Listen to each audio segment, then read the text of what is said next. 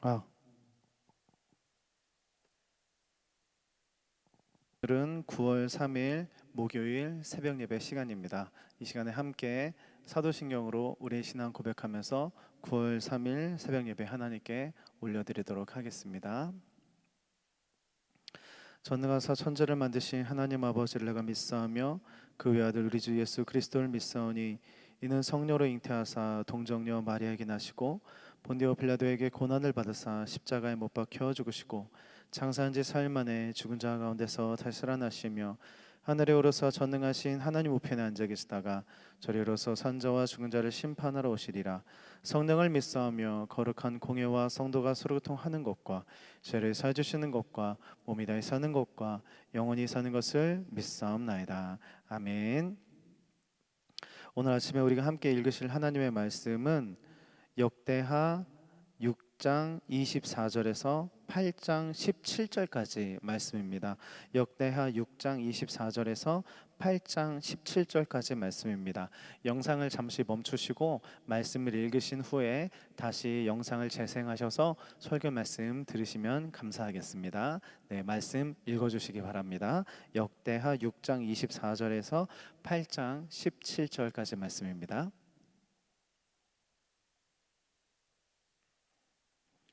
네, 말씀을 다 읽으셨을 거라고 생각을 하고 우리 한 구절 말씀을 가지고 같이 말씀을 나누는 시간을 가졌으면 좋겠습니다. 역대하 7장 14절 말씀 함께 읽겠습니다. 역대하 7장 14절 말씀입니다. 시작. 내 이름으로 일컫는 내 백성이 그들의 악한 길에서 떠나 스스로 낮추고 기도하여 내 얼굴을 찾으면 내가 하늘에서 듣고 그들의 죄를 사하고 그들의 땅을 고칠지라. 아멘.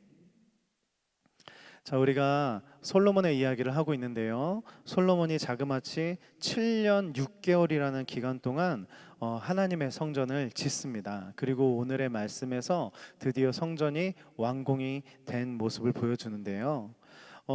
성전이 완공이 돼서 성전 낙성식을 할 때 먼저 솔로몬은 제사를 드리고 하나님께 기도를 드립니다.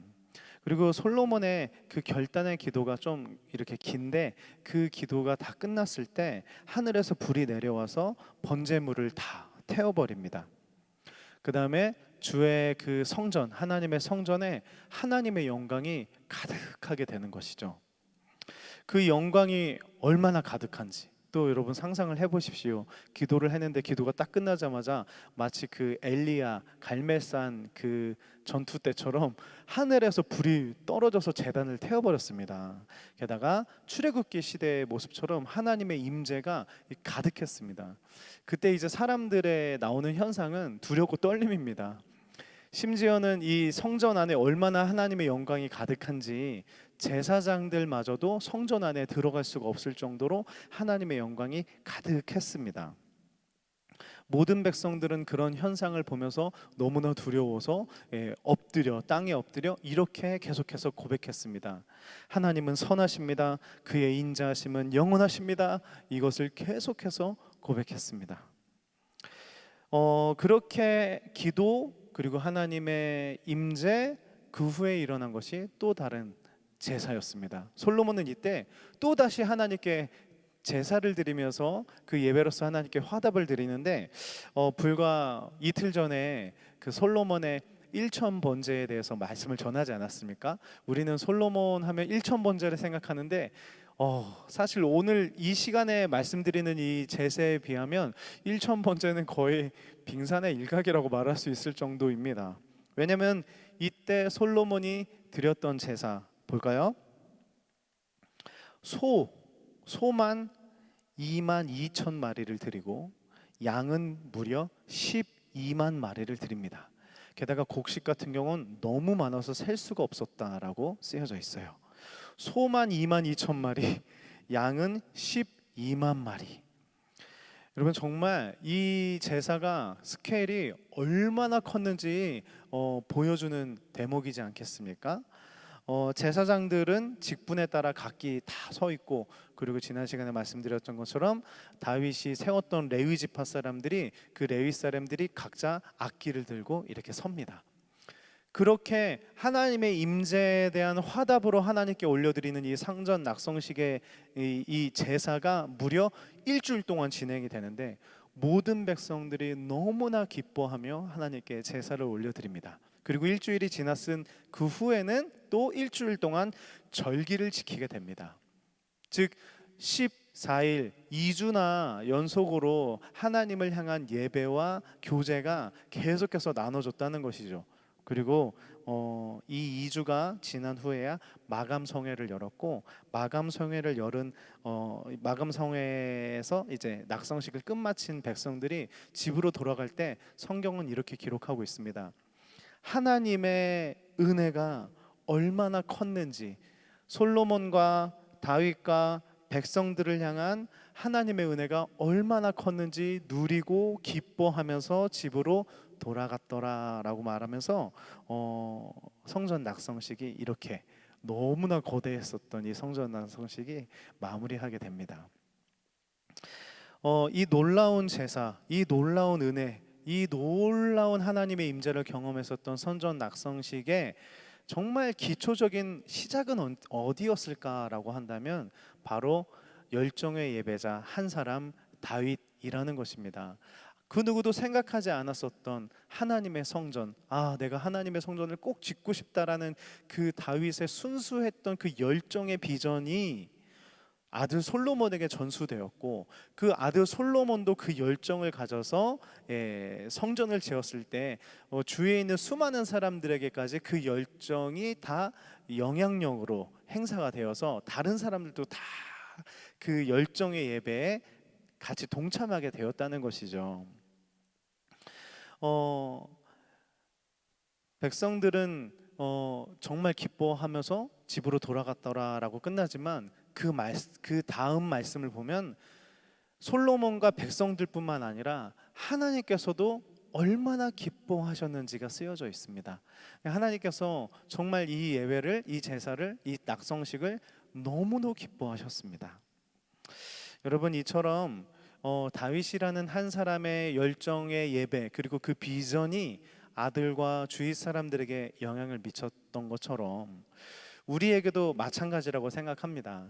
열정의 예배자 한 사람의 비전이 다음 세대들에게 전수될 수 있다는 것입니다. 그리고 주위 사람들에게 우리의 비전이 전수될 수 있다는 것입니다. 그 열정의 예배자 한 사람이 바로 우리가 될 수도 있다는 것입니다. 물론 우리가 솔로몬처럼 정말 거대한 일을 할 수는 없을 수도 있지요. 그러나 할 수도 있습니다. 그렇지 않습니까? 예를 들어서 우리가 누군가에게 그 복음의 비전을 복음을 전했어요.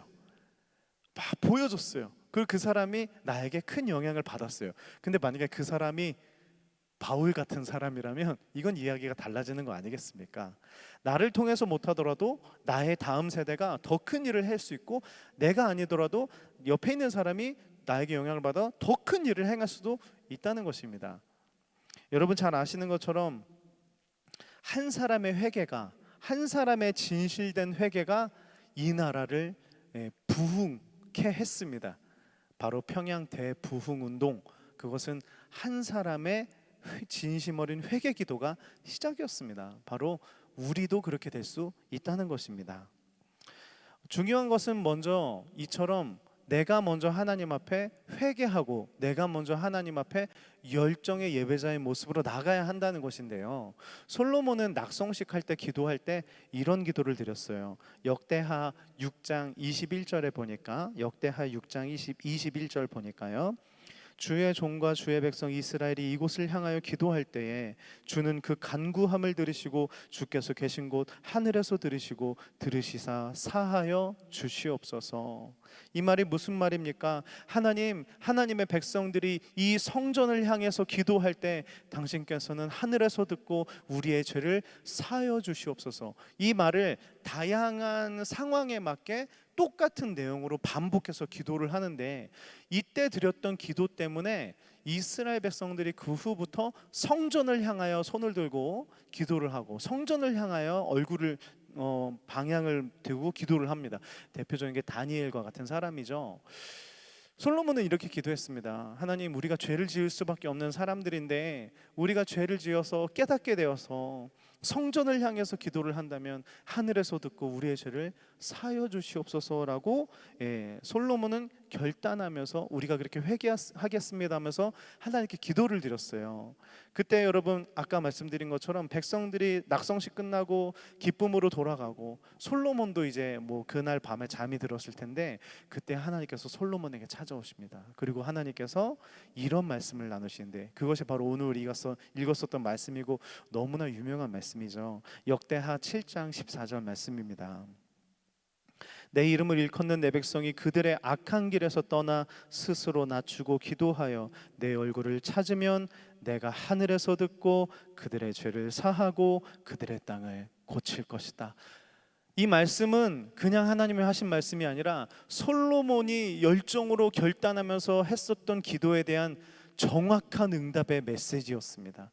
회개하면서 주님께 나아가면 우리의 죄를 사하여 주시옵소서. 하나님께서 응답하셨습니다. 회개하면서 나와 악한 길에서 떠나고 겸손히 스스로 낮추고 그들이 용서를 구한다면 내가 하늘에서 듣고 그들의 죄를 사하여 주실 것이다.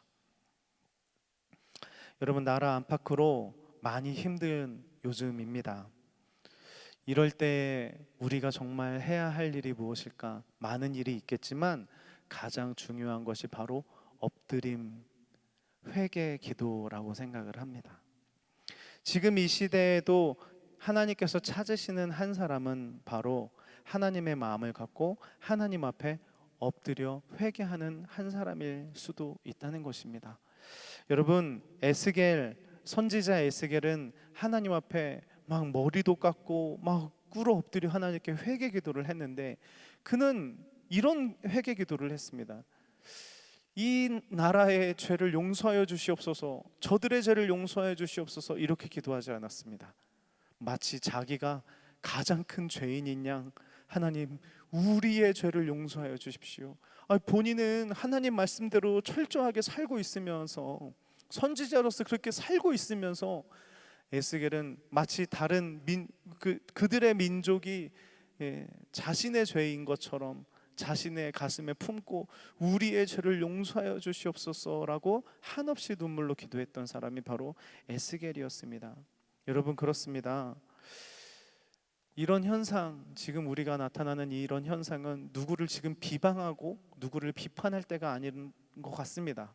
바로 우리의 죄가 결과로 드러난 것이라고 생각이 듭니다. 우리 교회들이 이제까지 행했었던 일들의 결과가 지금 드러난 것은 아닐까 조심스레 생각해 봅니다. 우리가 해야 할 것은 나 한 사람이 우리의 죄를 용서하여 주시옵소서라고 하나님께 진심 어린 회개를 드리는 것이 지금 우리가 해야 할 일인 것 같습니다. 어떻게 기도해야 되죠? 첫 번째, 악한 길에서 떠나라. 두 번째, 겸손히 엎드려라. 세 번째, 하나님의 얼굴을 구하라.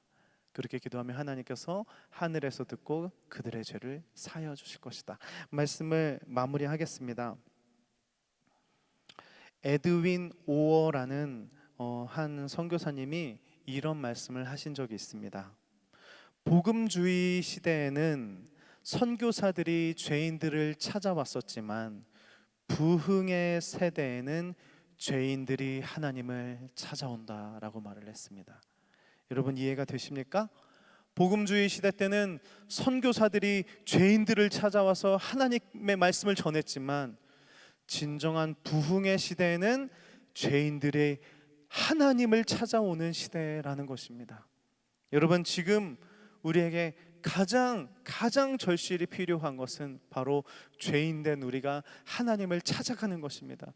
죄인된 우리가 하나님께 찾아가서 엎드리는 것입니다. 그것이 지금 이 시대에, 이 복음의 시대에 가장 필요한 모습일 것 같습니다. 우리가 지금은 직접 얼굴을 대면할 수는 없지만 상관없습니다. 장소는 상관없습니다. 우리의 각자의 자리에서 우리가 엎드려 우리의 죄를 용서하여 주시옵소서, 우리가 죄인으로서 하나님께 그렇게 회개하며 나 한 사람, 나 한 사람, 나 한 사람이 나아가기 시작한다면 주님께서는 하늘에서 우리의 죄를 듣고 우리의 죄를 사하여 주실 것입니다. 오늘 하루 그리고 우리 한 주 살아가실 텐데 나쁜 마음을 품기보다는 내가 먼저 올바로 서야 되겠다. 내가 먼저 다시 회복되어야 되겠다. 그런 비전을 갖고 오늘 많이 회개의 영을 가지고 우리의 죄를 용서해 달라고 회개할 수 있는 우리 모두가 되었으면 좋겠습니다. 네, 기도드리고 지금 주기도문으로 예배 마치도록 하겠습니다. 사랑하는 주님, 솔로몬이 성전을 건축하고 나서 하나님께 드렸었던 그 순수했던 겸손의 기도, 우리의 죄를 용서하여 주시옵소서. 우리가 죄를 지을 때 주님을 찾으면 우리의 죄를 용서하여 주시옵소서. 주님, 우리에게 지금 가장 필요한 기도가 바로 이런 기도는 아닐까 생각해 봅니다. 주님, 우리의 죄를 용서하여 주시옵소서. 우리가 그리스도인답지 못했기에, 우리 교회들이 교회답지 못했기에 하나님, 이런 시련이 혹시 찾아온 것은 아닐까. 주님, 우리의 죄를 먼저 용서하여 주시옵소서. 그렇게 주님 앞에 다시 한번 결단하고 회개하며 자복하고 나아가서 다시 회복을 맛볼 수 있는 우리 모두가 될 수 있도록 주님 축복하여 주시옵소서. 예수님의 이름으로 기도드립니다. 아멘. 하늘에 계신 우리 아버지여, 이름이 거룩히 여김을 받으시오며 나라가 임하옵시며 뜻이 하늘에서 이루어진 것 같이 땅에서도 이루어지리이다. 오늘날 우리에게 이런 양식을 주옵시고 우리가 우리에게 죄진 자를 사해준 것 같이 우리의 죄를 사하여 주옵시고 우리를 시험에 들게 하지 마옵시며 다만 악에서 구하옵소서. 대견하고 건세와 영광이 아버지께 영원히 있사옵나이다. 아멘.